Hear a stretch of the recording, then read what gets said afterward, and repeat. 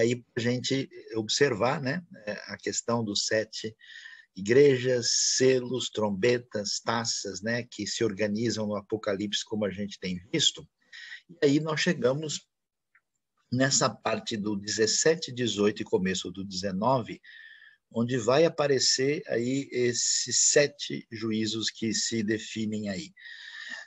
Juízo sobre a prostituta que aparece sobre as águas, a besta vermelha, cuja referência ao mistério da Babilônia, a queda da Babilônia, o julgamento da Babilônia, a destruição, o cântico de comemoração e, finalmente, a vitória sobre a Babilônia. Aí a gente olha, né, o texto e vemos lá que um dos 7 anjos com 7 taças chega, né, e vai trazer o julgamento que vai cair aí sobre, né, a grande prostituta que está sentada sobre muitas águas, com certeza, não há nenhuma dúvida que é uma referência a Roma, né, que domina todo o cenário. As muitas águas envolvem as nações, os reis da terra se prostituíram, exatamente com a sua aliança e dependência de Roma, né? E eles se embriagam com o vinho da sua prostituição. O anjo então leva ele para o deserto e ele vê uma mulher montada numa besta vermelha, que continua sendo uma referência desse Império Romano.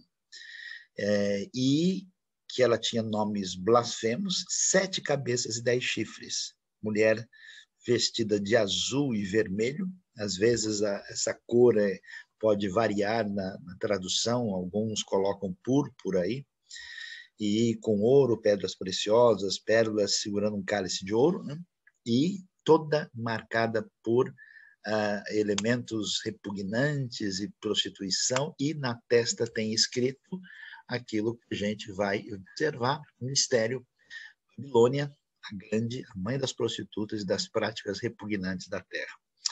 Como a gente pode ver, o Apocalipse trabalha com esse foco muito claro dos grandes impérios humanos independentes que se opõem a Deus, começando lá atrás no Egito, né?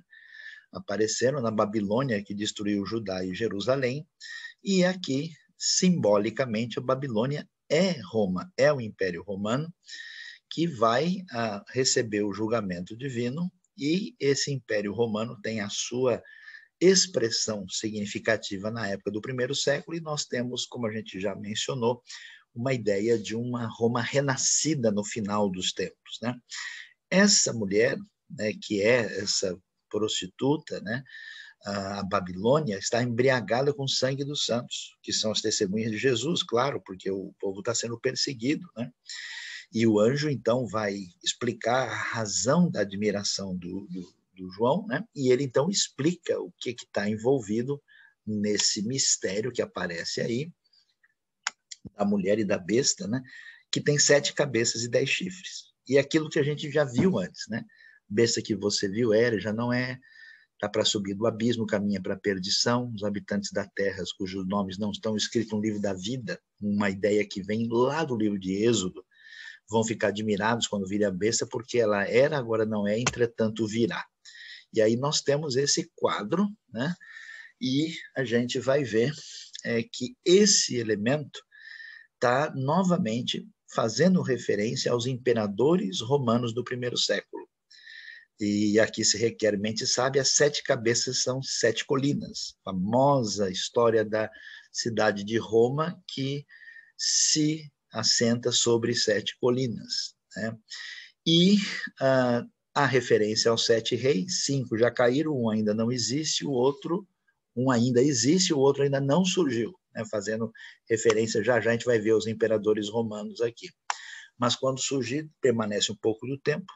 A besta que ele agora não é o 8º rei, é um dos 7 que caminha para a perdição. Os 10 chifres que você viu são 10 reis que não receberam reino, mas que por uma hora receberão autoridade como rei junto com a besta. Eles têm o propósito único, né, de dar autoridade e poder à besta. Vão guerrear contra o cordeiro, mas o cordeiro os vencerá porque ele é o Senhor dos senhores, Rei dos reis, e aí a gente pode ver o que acontece. Olha como isso é importante, eu quero mostrar isso para vocês. Toda hora, hoje saiu uma notícia nova, né?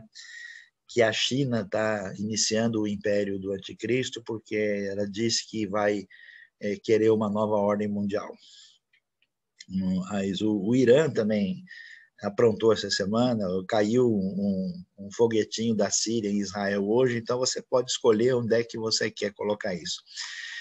Quando surgiu a figura do João Paulo II, né, o pessoal fez esse comentário aí, ó, que nós temos 7 reis de Roma, são os papas, né, desde o Pio XI e tal, até o Bento XVI, e dizendo que o João Paulo II, inclusive, ia ressuscitar, né, para ele continuar, né, sendo essa 8ª besta, né, seria a besta e seria o 8º rei.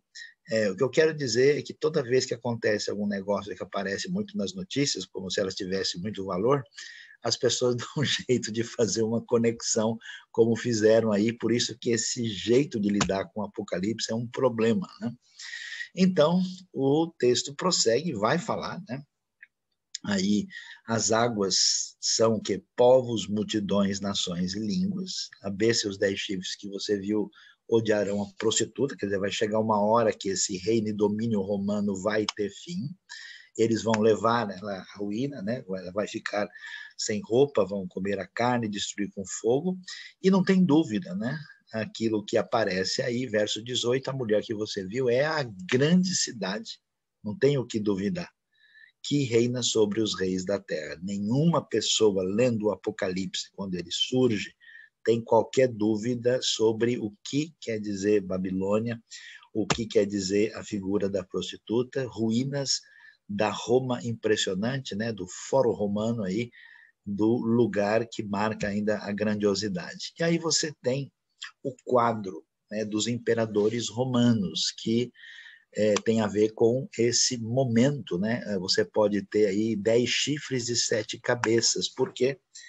Porque você tem desde César Augusto, na época do nascimento de Jesus, Tibério, na época da vida e do ministério de Jesus, Calígula, Cláudio, já pegando a época do apóstolo Paulo, Nero, que certamente é aquele que é a besta que foi atingida, golpeada e que simulou uma suposta ressurreição. Era o famoso mito do Nero redivivo, né? E aí você tem esses 3 reis que são rápidos, né? Galba, Otão e Vitélio, Vespasiano, Tito e Domiciano, que vai surgir aí como o imperador na época do próprio apóstolo João.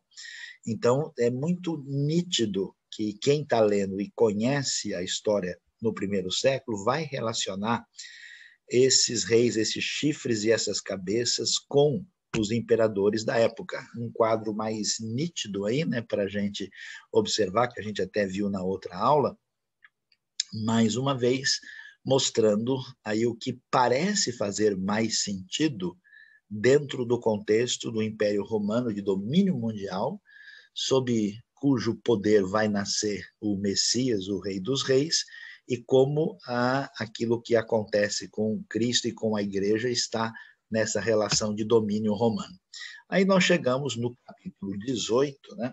E vamos ver aí essa grande celebração que vai ser destacada com a queda da Grande Babilônia. Caiu a Grande Babilônia, ela se tornou habitação de demônios, santo de todo espírito imundo, e aí a descrição do que os reis da terra se prostituíram com ela à custa do seu luxo excessivo. Os negociantes da terra se enriqueceram, que realmente era um negócio de louco, né?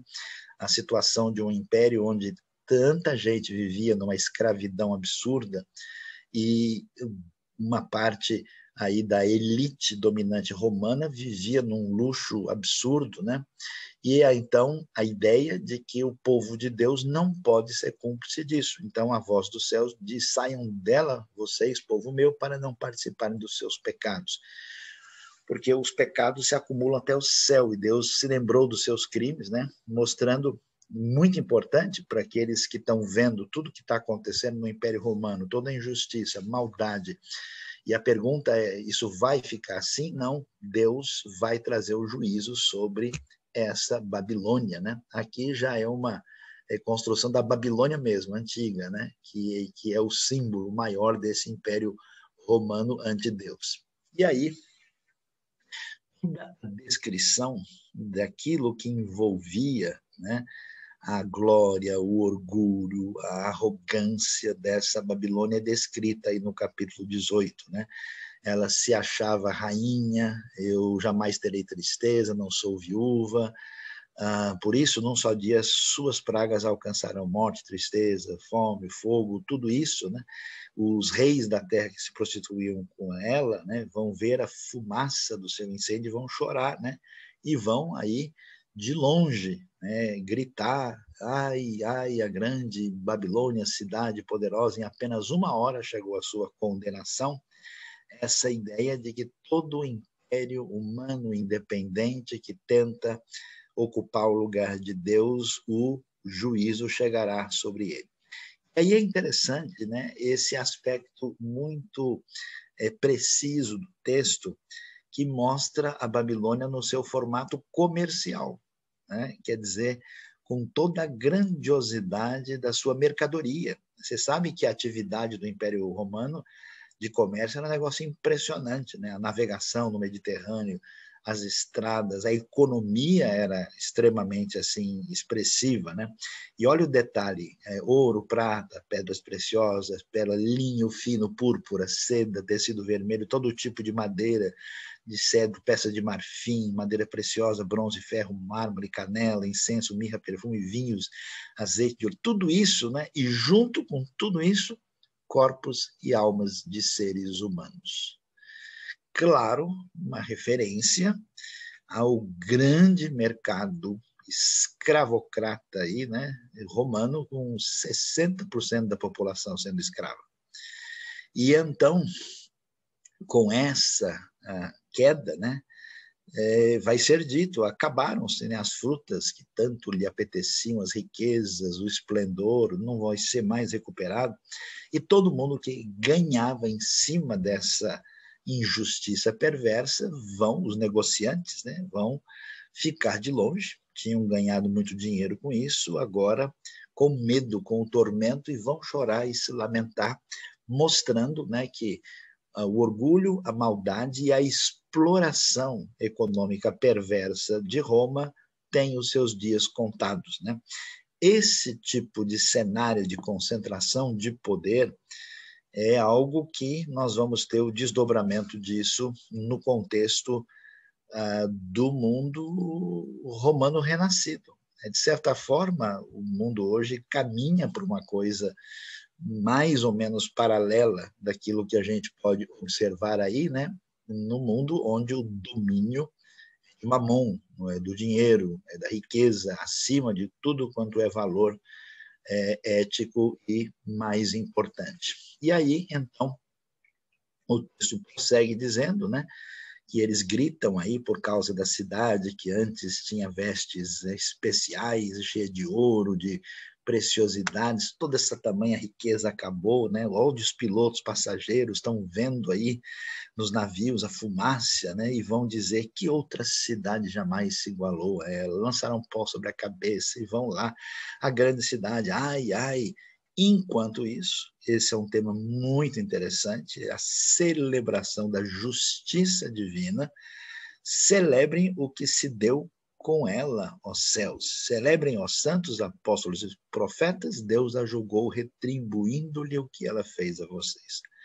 Então, o julgamento, né, vendo aquela população de cristãos sofrendo, sendo perseguidos, sendo escravos, passando por isso, e eles tendo a consciência de que esse julgamento chega, e isso de fato vai chegar sobre o Império Romano. Uma das coisas muito impressionantes é a gente chegar no Coliseu, né, e ver lá o lugar onde os cristãos eram jogados e de onde o pessoal assistia. Hoje tem uma cruz lá, né? Então é bem assim impressionante ver tudo isso que a gente vai observar. E o texto vai prosseguir falando, né, que depois um anjo levanta uma grande pedra de moinho, lança no mar, né, e diz, olha, assim vai ser a grande cidade de Babilônia para nunca mais ser encontrada.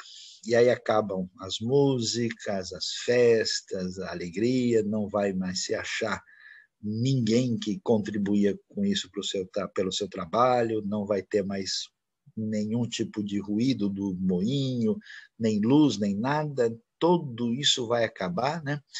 Todas as nações foram prejudicadas aí, levadas pelas suas feitiçarias, e aí está o grande centro do julgamento. Nela foi encontrado o sangue de profetas e de santos e de todos os que foram assassinados na terra.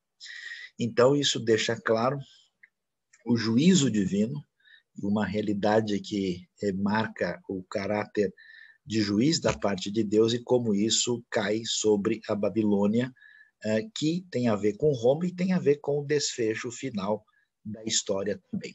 Aí nós chegamos no capítulo 19, né? E aí a gente vai ver o quê, né? Houve agora-se nos céus uma voz de uma multidão que exclama aleluia, salvação e glória e poder pertence ao nosso Deus. Por quê? Porque a justiça é feita, verdadeiros e justos são os seus juízos. Não ficou a coisa assim, sem ser notada, não. Ele condenou a grande prostituta que corrompia a terra com a sua prostituição, cujo valor era a sua própria riqueza, cobrou dela o sangue dos seus servos. Então a multidão exclama aleluia, a fumaça que dela vem sobe para todo sempre, e aí os, né, que representam ali os remidos, 24 anciãos e os 4 seres viventes, quer dizer, toda a criação com os remidos adoram a Deus, e aquele que está sentado no trono com amém, aleluia, louvem, né, a voz do trono vai dizer, o nosso Deus, vocês, seus servos, tanto pequenos como grandes, porque agora nós temos a transferência definitiva de poder para aquele que é o Cordeiro, o verdadeiro rei que pode herdar tudo. Então agora vem um som enorme, né? Com um som de águas e fortes trovões, e declarando que aleluia, reina o Senhor, o nosso Deus Todo-Poderoso, e é hora de glorificar e alegrar-se, porque é a hora do casamento do Cordeiro e a sua noiva já se aprontou.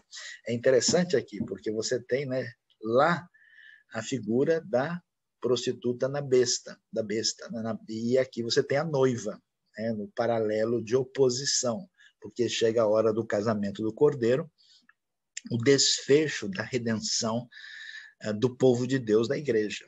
E foi dado o quê? Para vestir, né? Linho fino, brilhante e puro, que constitui, né, essa veste, que são os atos justos dos santos. E o anjo diz, olha, felizes os convidados para o banquete do casamento do Cordeiro. Essas palavras verdadeiras são as palavras de Deus, e então ele, né, o João vai lá, vai se ajoelhar, adorar o anjo, ele diz, não faça isso, né, eu sou apenas servo como você, e com seus irmãos, adore a Deus. O testemunho de Jesus é o espírito da profecia, o desfecho vitorioso do reino de Deus acontece aí nesse do capítulo 19, né, com a derrota da grande Babilônia, agora surge um cavalo branco com um cavaleiro que se chama Fiel e Verdadeiro. Ele julga e guerreia com justiça, os olhos como chama de fogo, na cabeça tem muitas coroas e um nome que só ele conhece, ninguém mais. Aqui não tem dúvida. Esse cavaleiro é Cristo Jesus, o Senhor, porque ele é fiel e verdadeiro, né? Ele guerreia no sentido daquele que vitoriosamente vence o mal, né? É essa questão aí dos olhos, né, que a gente vê, né? São chamas de fogo e a sua onisciência, e o reino pertence a ele, e o seu nome é inacessível, mostrando o seu poder acima de todo o controle humano. Ele está vestido com o manto tingido de sangue, claro, lembrando da redenção do sangue derramado, né? E o seu nome é Palavra de Deus, né? Porque ele é o verbo, é a palavra. Os exércitos dos céus o seguem, vestido de linho fino, branco e puro, montados em cavalos brancos, e uma referência provavelmente angelical, da sua boca sai uma espada afiada, como apareceu no capítulo 1, né? Roma se gloria o quê? Da sua espada, né? A famosa Gladius. Aqui tem a espada que sai e com a qual ele fere as nações. E aí sim, cumprindo o Salmo 2, ele as governará com cetro de ferro, no sentido que o seu governo justo vai impedir toda e qualquer rebelião contra o centro do seu governo. E ele pisa o lagar do vinho do furor da ira do Deus Todo-Poderoso, aquela coisa de pisar com os pés descalços, né, no lagar para sair o suco para fazer vinho, é a metáfora utilizada para falar do julgamento que Deus vai trazer. E no manto, na coxa dele, está escrito Rei dos Reis, Senhor dos Senhores, que é uma palavra extremamente perigosa, subversiva, contra o poder e o domínio romano, e a gente entende essa crise política e teológica, né, da realidade romana e da realidade desse império do mal ante Deus que aparece nesse cenário. E aí nós vamos ver na continuação do texto, um outro anjo está em pé no sol e clama em alta voz às aves, dizendo que elas devem se reunir para o grande banquete de Deus, uma figura pesada aqui, né? Para mostrar a derrota do mal. Essas aves de rapina comem carne dos reis generais poderosos, deles e dos seus cavalos, e de todos que estão envolvidos nesse combate. Aí surge a besta, os reis da terra, os seus exércitos reunidos para guerrearem contra aquele que está montado no cavalo e contra o seu exército. Tudo indica aqui que nós temos um outro quadro da Batalha do Armagedon, que apareceu no capítulo 16, né? Porque você vê aí a figura de Cristo na batalha contra a besta, e a besta é derrotada. A besta foi presa, e com ela o falso profeta, né? Provável figura do poder político e poder religioso juntos, na sua oposição contra Cristo. O falso profeta que tinha feito sinais miraculosos em nome da besta, que havia enganado aqueles que receberam a marca da besta, no 666 do capítulo 13, verso 18. E os dois foram lançados vivos no lago de fogo que arde com enxofre, aí mostrando a derrota do mal, o julgamento de Deus e a realidade de que eles vão para o juízo, que é expresso com a palavra, a expressão lago de fogo, né? Os demais foram mortos com a espada que saía da boca daquele que está montado no cavalo, e as aves se fartaram com a carne deles, uma absoluta proposta de esperança, dizendo: o mal pode ser poderoso, enorme, grande, e não vai resistir, vai ser derrotado de maneira completa e absoluta. Diante desse cenário, a gente vai ver então, né, esse conflito que envolve as forças totais da besta e do poder do mal para ser derrotados, e que terminam sendo lançados nessa expressão que envolve a ideia de condenação absoluta, que é o lago de fogo, e a gente entra no capítulo 20. E aí, no capítulo 20, que a gente vai chegar naquele tema que acaba sendo o tema tão discutido no contexto da organização escatológica geral. Desce do céu um anjo que tem na mão a chave do abismo, e ele prendeu quem? O dragão. Lá, falamos do dragão na outra semana, né? A antiga serpente, que é o diabo, Satanás, e o acorrentou por 1000 anos. Lançou o abismo, fechou, pôs um selo sobre ele, assim, para impedi-lo de enganar as nações. Lembre que as nações são envolvidas pelo poderio romano perverso. E ele é levado a isso, a essa prisão por 1000 anos, depois é necessário que seja solto por um pouco de tempo.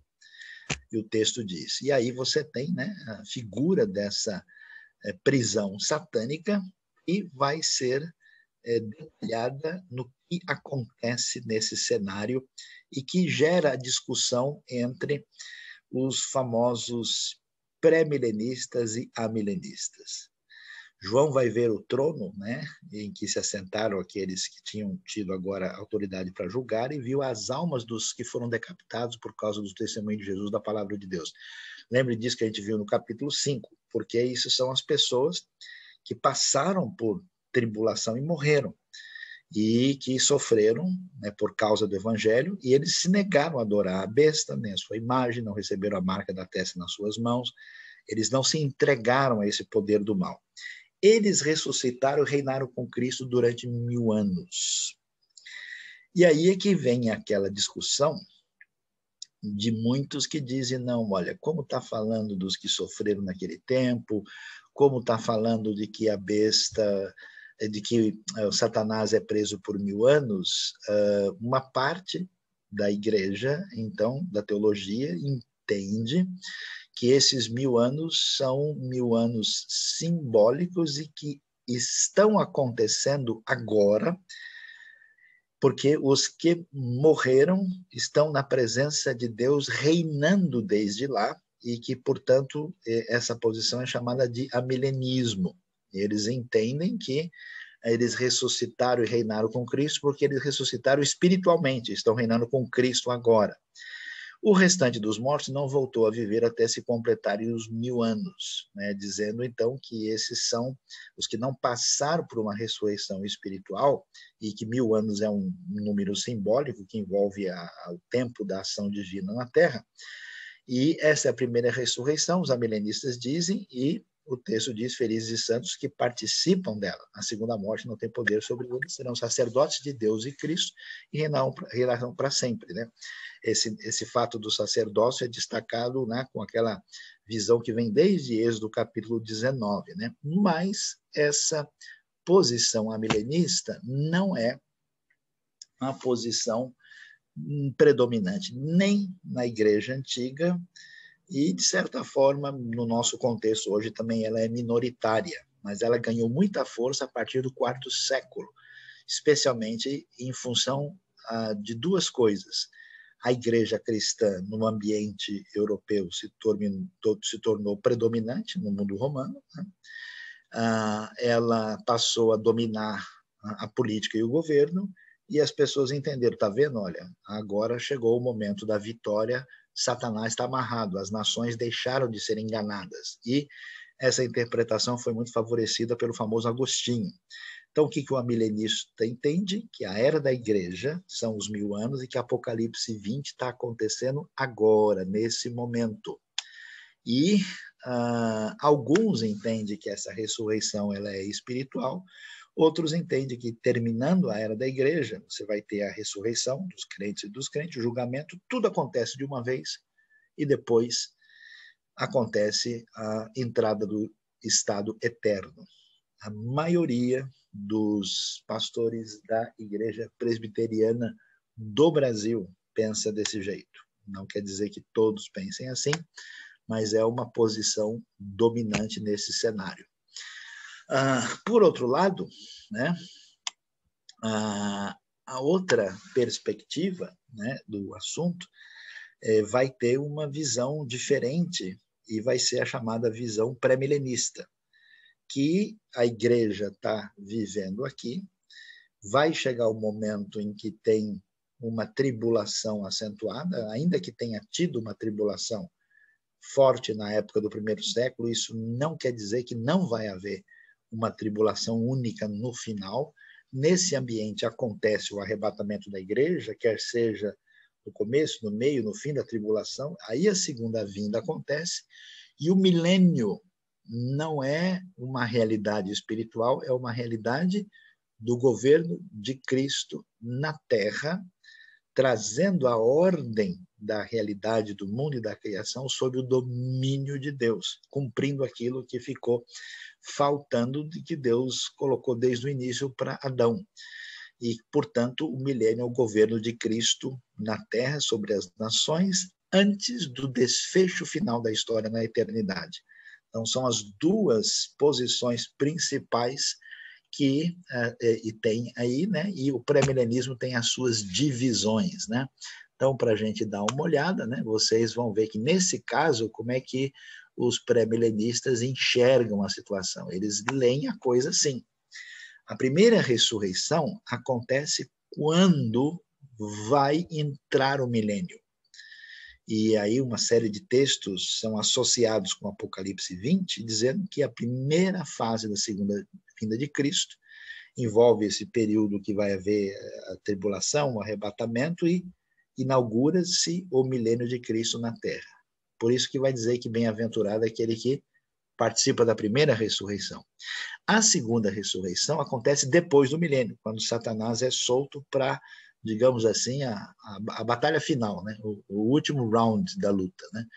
E aí nós temos, então, o julgamento dos ímpios, o grande trono branco, e aí você tem uma segunda ressurreição para o julgamento final, né, que acontece posteriormente, e depois dessa vitória absoluta do bem sobre o mal, aí se estabelece a eternidade, o reino eterno com novos céus e nova terra, com o desfecho do próprio Apocalipse. Essa é a maneira de interpretar e de ver as coisas, né? Na minha maneira de entender, a posição pré-milenista é mais razoável do que uma visão milenista, ainda que não acho que subsista uma posição pré-milenista do perfil dispensacionalista, mas a ideia de uma redenção da criação e do domínio de Deus sobre tudo faz muito sentido. Quando terminarem os 1000 anos, Satanás é solto da prisão e, para enganar as nações, ele vai nos 4 cantos da terra, Gog e Magog, né, aquela profecia ligada a Ezequiel 38, são reunidos para a batalha, e aí vem essa grande quantidade de pessoas, com um número como a areia do mar, nas nações que marcham sobre a superfície da terra. A cidade amada, claro que é uma referência, né, entendida aí, na época como Jerusalém, e cerca o acampamento dos santos, né? Mas um fogo desceu do céu e as devorou. A questão é, pode ser que isso seja um símbolo da proteção de Deus a partir das referências que se conhecia do contexto judaico. Agora, pode ser, eventualmente, alguma coisa no desfecho mesmo do ataque futuro que envolva a terra de Israel. O diabo que as enganava foi lançado no lago de fogo, né, onde já estava esse falso profeta, e ali, olha a ideia que o pessoal diz que não sabe onde é que está na Bíblia, essa ideia de que tem um inferno eterno. Esse versículo diz que eles serão atormentados dia e noite para todo o sempre. Difícil interpretar isso de uma outra maneira. E aí, então, aparece, e aí vem a ideia do juízo definitivo. É o grande trono branco de Apocalipse 20. E os terra e o céu fogem da sua presença, aquele que está sentado, e os mortos todos aparecem diante dele, e os livros são abertos, mostrando que Deus tem conhecimento completo. E aquela ideia que tem origem lá no Êxodo aparece com força aqui, o livro da vida, e os mortos são julgados pelo que fizeram. O mar entrega os mortos, a morte, o Hades, que é o lugar, o mundo dos que se foram, né? Todos que morreram vão estar diante do julgamento e cada um é julgado de acordo com o que tinha feito. E olha que coisa interessante, né? A morte e o Hades, Hades às vezes é traduzido por inferno, é lançado no lago de fogo. Quer dizer, tudo aquilo que não recebeu vida eterna e permanência diante de Deus, entra nessa situação de julgamento. O lago de fogo é a segunda morte, quer dizer, a derrota, né, completa diante do juízo de Deus que cai sobre aqueles que não aceitaram o seu reino. E quem são esses? Aqueles cujos nomes não foram encontrados no livro da vida. Toda essa realidade da vitória do juízo divino aparece de maneira definitiva aí, e a gente, então, aparecer aí, que são os novos céus, nova terra, a nova cidade, as novas nações, o novo rio, nova árvore da vida, a nova luz. Só pelo jeito você já vê o novo rio, a nova árvore da vida, né? Nós estamos de volta no Éden, ou seja, de volta ao começo. E aí, João então viu novos céus e a nova terra, porque o primeiro, né, os primeiros tinham passado e o mar já não existia. Talvez mar aqui tenha um sentido de nações, porque esse é o sentido, né, das nações em volta, as águas apontam para as nações, pode ser não uma coisa necessariamente de oceano, né? E eu vi a cidade santa, Nova Jerusalém. É interessante isso, né, que a Nova Jerusalém não é o povo que sobe, é ela que desce. Ela desce dos céus e ela vem como uma noiva, né, preparada para o marido. E a voz forte do trono diz: olha lá o que ela diz, o tabernáculo de Deus está com os homens e ele agora vai viver com os homens. Essa é a ideia fundamental, que todo problema do ser humano é o distanciamento de Deus. E aquilo que tem a ver com a teologia do Êxodo, quando Deus resolve habitar no meio do seu povo, chegou na sua plenitude, né? O Êxodo fala do tabernáculo, Jesus tabernaculou entre nós e o desfecho envolve essa relação do tabernáculo de Deus conosco. E é curioso isso, porque nem todas as versões têm isso. Aqui está, eles serão seus povos. É isso que está no grego, literalmente. Algumas versões colocam eles serão o seu povo, mas é interessante que está no plural, e pode ser que seja realmente a intenção do texto, dizer que todos os diferentes povos estarão unidos. Deus vai estar com eles, será o seu Deus, enxugará dos olhos a lágrima, não tem mais morte, nem tristeza, nem choro, nem dor. Acabou a ordem antiga das coisas passou. E então todas as coisas são feitas novas, e essas palavras são fiéis e verdadeiras, dignas de confiança, pode escrever, aqui é o desfecho final da história. E a Nova Jerusalém é interessante, porque a descrição dela envolve uma cidade antiga, uma cidade com muros, com portas, mas ela tem um formato cúbico, que parece dar uma ideia de perfeição plena e absoluta. E ela tem, assim, olhando para a figura, parece um negócio meio futurista, assim, né? Mas o seu sentido vai muito além disso.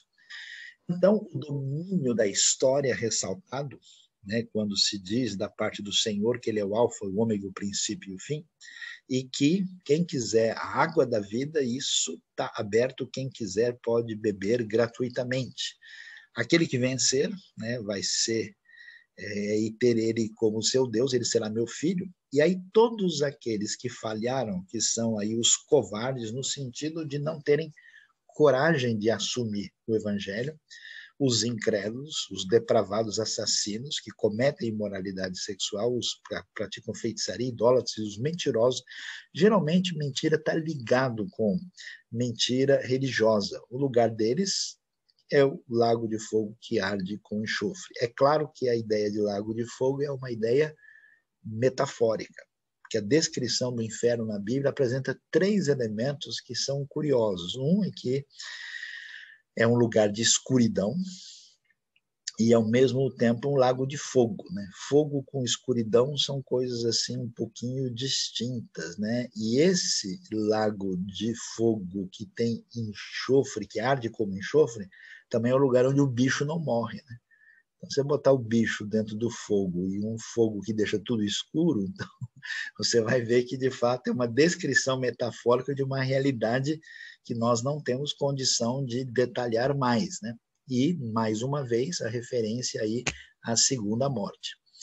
Um dos 7 anjos, que tem as 7 taças cheias das últimas pragas, vem e vai mostrar a noiva, a esposa do Cordeiro. Ele me levou um espírito, um grande alvo, e mostrou-me a cidade santa, Jerusalém. Preste atenção. A noiva, a esposa do Cordeiro, é a cidade santa, Jerusalém.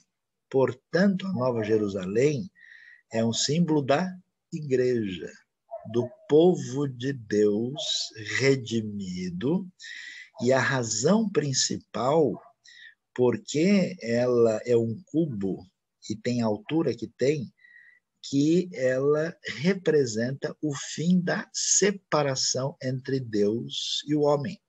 Essa ligação entre as duas realidades, né, do mundo de cima e daqui de baixo, isso agora é o fim da morte, que a morte é separação, não tem mais separação. Por isso é que Deus agora vai tabernacular com os homens. Por isso a cidade desce dos céus, porque ela é obra da redenção divina e, portanto, ela vai ter esse sentido. Então, é claro que não se pode pensar numa Nova Jerusalém literal, né? Eu já vi gente dando estudo, falando que tem gente que mora na periferia da Nova Jerusalém, o outro mora na parte central, né? O outro mora do lado de lá do muro.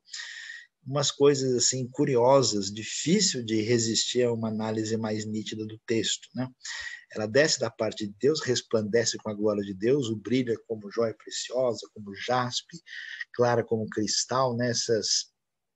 Essas coisas lembram, né, das pedras preciosas do Antigo Testamento. Olha lá, tem um muro alto, com 12 portas e 12 anjos junto às portas. São portas que as cidades antigas têm, né? Nas portas estão escrito o nome das 12 tribos de Israel. E é interessante por quê? Porque o simbolismo que dá identidade à comunidade do povo de Deus é retirado do Antigo Testamento. Mas é provável que as 12 tribos sejam uma referência à quantidade de todos os remidos. Então, as 3 portas, né, do Oriente, Norte, Sul, Ocidente, refere-se a isso, evoca, né, aquilo que nós temos na figura do Antigo Testamento, mas também no muro da cidade tinha 12 fundamentos, então o nome dos 12 apóstolos do Cordeiro. Porque os 24 anciãos também falam disso, né, da realidade da ação de Deus no Antigo Testamento e depois no Novo. E aí, a noiva, a esposa do Cordeiro, a Nova Jerusalém, a igreja redimida. E aí você pode, né, ver a figura desse cubo, e hoje a Jerusalém ali meio estranha, aí, com umas figuras mais diferentes da sua proposta original primeiro. E é interessante a continuação da descrição do texto. O anjo vai agora, semelhante ao que vemos em Ezequiel, ele tinha uma medida, uma vara feita de ouro para medir a cidade, as portas e os muros. A cidade é quadrangular, comprimento, larguras iguais, ela mediu, e aqui, como eu estou lendo na NVI, ela está traduzida, né, para a gente ter uma ideia, né?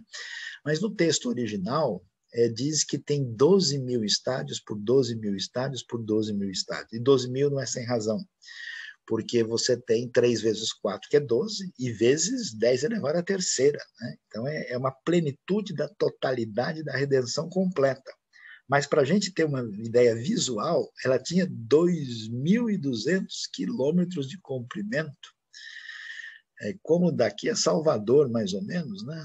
Ou Porto Alegre, ida e volta, né? E a largura e a altura eram iguais. Ele mediu o muro, deu 65 metros de espessura, segundo a medida humana. O muro era feito de jaspe, cidade de ouro puro, semelhante ao vidro puro, todos os elementos lembrando, né, daquilo que o Antigo Testamento descreve, especialmente quando fala do tabernáculo. O fundamento dos muros, com todo tipo de pedra preciosa, tá vendo? A gente lembra agora das pedras que aparecem lá no manto sacerdotal, né? Na verdade, no peitoral que aparece lá. Então tem jaspe, safira, calcedônia, esmeralda, sardônio, sárdio, crisólito, berilo, topázio, crisópraso, jacinto e ametistas. 12 portas, 12 pérolas, cada porta feita de uma única pérola. Pode ver que o negócio não é fácil fazer uma porta de uma pérola. A rua principal de ouro como vidro transparente. É claro que isso não pode ser uma descrição literal, né? A pessoa fala, eu vou para Nova Jerusalém, vou ter uma casa de ouro. Se as ruas todas são de ouro, não tem nem como correr água ali, né? Porque não vai ser um negócio ecologicamente problemático. Então, isso é uma figura, né? E aí, a gente pode ter uma ideia do tamanho da descrição da Nova Jerusalém. Olha aí o mapa do Oriente Médio, né? Desde a região da Turquia, Grécia e Egito até, né, chegando lá na Geórgia, na Armênia e chegando ao Irã, né? Então é muito improvável que a referência seja literal assim. A cidade tem, então, como a gente vê, a descrição de 12 mil por 12 mil por 12 mil estádios com um formato cúbico para mostrar a plenitude da ação redentiva de Deus na história. E aí o que acontece? Essa redenção final, que tem a ver com a presença de Deus de maneira definitiva, por isso não tem nenhum templo na cidade. O Senhor, Deus Todo-Poderoso e o Cordeiro são o templo. A cidade não precisa nem sol nem lua, porque a glória de Deus ilumina, o Cordeiro sua candeia, as nações andarão em sua luz. Os reis da terra lhe trarão a sua glória. Ela ocupa, a igreja redimida na glória, ocupa o lugar da pretensa Roma. As portas não se fecham, pois ali não haverá noite, porque no mundo antigo sempre a cidade fecha à noite por medo de entrada de inimigos e bandidos. A glória e a honra das nações vão ser trazidas, nela jamais entra algo impuro, ninguém que faça o que é vergonhoso e enganoso, somente aqueles cujos nomes estão escritos no livro da vida do Cordeiro, a redenção definitiva. Nova Jerusalém, a igreja vitoriosa, é apresentada aqui, e a gente chega no 22. E no 22 a coisa é muito bonita. Por quê? Na descrição da realidade da Nova Jerusalém, nós vemos agora o anjo mostrando o rio da água da vida, claro como cristal, que flui do trono de Deus e do Cordeiro, no meio da rua principal da cidade, e de cada lado do rio estava a árvore da vida. A árvore da vida é lá do Gênesis, do Éden, né, do capítulo 3.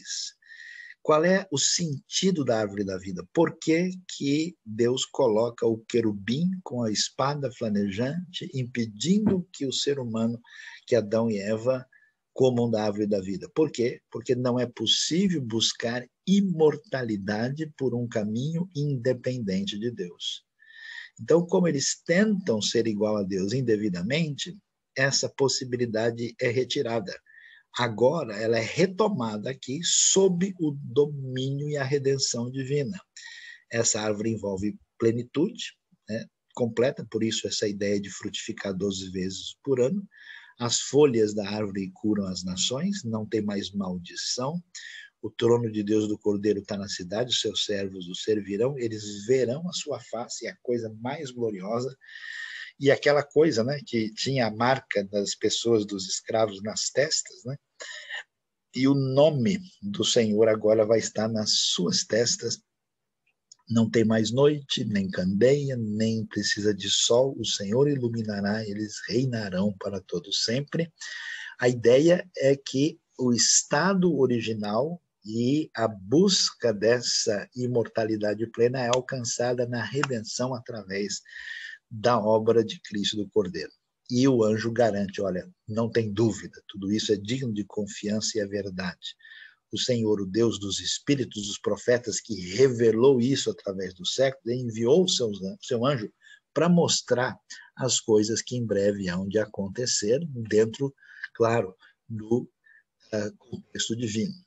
Então a promessa é que eu venho em breve, feliz aquele que guarda, né, no sentido de receber e sintonizar a sua vida com as palavras da profecia desse livro. João, ele diz, né, eu sou aquele que ouviu e viu todas as coisas. Lá na ilha de Patmos, tendo ouvido e visto, eu caí aos pés do anjo que me mostrou tudo aquilo para adorá-lo, mais uma vez, né, nesse contexto onde todo mundo está sendo assim pressionado de alguma maneira a prestar algum tipo de veneração ao imperador, você vê, toda hora aparece aqui alguma coisa que diz, não faça isso, só Deus merece adoração, você não pode fazer isso, não faça isso, um anjo especial não merece nenhum tipo de veneração, adora somente a Deus, né, porque eu sou servo como você e com todos aqueles que guardam as palavras desse livro. Então, ele disse, não serem as palavras da profecia, pois o tempo está próximo, quer dizer, não precisa nem fechar. E fique sabendo que o caminho está muito nítido. Quem está afastado e afastado de Deus, assim ficará. O injusto caminhará na injustiça, quem é imundo na imundícia, o justo vai praticar a justiça e o santo deve continuar a santificar-se. Confirma-se que ele vem em breve, né? Ele vai trazer recompensa, é o alfa e o ômega, o primeiro e o último, o princípio e o fim, e bem-aventurado, feliz aqueles que se purificaram, que se lavaram, né? Lavaram no sangue do Cordeiro as suas vestes. Eles têm direito à árvore da vida, entram na cidade pelas portas e ficam de fora os cães, uma expressão que significa os hereges, os que ensinam erro, porque o cão aqui é um cachorro selvagem, ameaçador, que fica do lado de fora da cidade. Não é o do pet shop, né? O piquinês aí, a ideia não é essa, né? Os que praticam feitiçaria, os imorais, assassinos, idólatras e quem ama e pratica mentira, que está envolvido com o erro doutrinário. Eu, Jesus, enviei meu anjo para dar a vocês esse testemunho, e eu sou a raiz e o descendente de Davi, ou seja, eu sou o rei. Eu sou a resplandecente estrela da manhã, quer dizer, eu sou o glorioso, e o Espírito e a noiva dizem, vem, e quem ouvir, diga, vem, quem tiver sede, vem, quem quiser, beba de graça da água da vida. E assim é declarado que as palavras das profecias desse livro são definitivas e ninguém pode mexer. Se alguém acrescentar algo, recebe das pragas. Se tirar alguma coisa, Deus tira da sua parte na árvore da vida. Não há como mexer e interferir. E aquele que dá testemunho dessas coisas, que o próprio João diz, sim, desculpa, o próprio Jesus, falando ao João, sim, venho em breve, amém, vem Senhor Jesus. E Apocalipse termina, a graça do Senhor seja com todos. Amém. No desfecho vitorioso da redenção, que traz de volta a realidade perdida no Éden, com uma glória ainda superior e maior, dando total convicção e esperança que, apesar das aparências, o reino de Deus em Cristo Jesus será plenamente vitorioso para todos sempre. Amém. E a gente fecha, lembrando que a rebelião da cidade é vencida, porque a cidade é a figura do mal na Bíblia. A cidade surge com Caim, Jerusalém é uma cidade rebelde. Aquilo que acontece na história bíblica ligado à cidade é sempre negativo. Na hora de apresentar a redenção final, figura da igreja, a Bíblia escolhe a cidade como essa figura para mostrar o poder da redenção. Deus habita com os homens, coisa que começa lá no tabernáculo, passa pelo templo, vem a ser uma realidade na igreja, no corpo de Cristo, e agora chega na plenitude. A igreja redimida tem essa conexão teológica. O Éden está de volta. Estamos aí com o rio, onde estava a árvore da vida, aquilo que envolve a perda do paraíso original é retomado de uma maneira em que a vitória divina se define. O céu e a terra se unem. O tamanho da Nova Jerusalém, para a percepção do mundo antigo, se alguma coisa tinha 2.500 metros de altura, certamente chegava num ponto em que unia céu e terra e acabava a separação das duas realidades que existiam, a redenção das nações. Essa ideia muito importante de que o evangelho será pregado a todo povo, tribo, língua, raça e nação. A arrogância de Roma quer fazê-la dona das nações, dona dos povos, inclusive escravizá-los. Agora, as nações, elas são redimidas e gente de todos os povos, tribos e línguas chegam diante do Senhor. E a gente não pode, de jeito nenhum, ficar de fora da cidade. Todo o Apocalipse vem, beba da água da vida. Faça parte, venha, é de graça. Venha, você é convidado. Ninguém que ouça a mensagem pode rejeitar isso. E a palavra é apresentada como firme e segura. João não diz, olha, pode até ser que aconteça, se Deus quiser vai dar certo. Não. Palavras dignas de confiança e verdadeiras, elas são palavra de Deus e são absolutamente seguras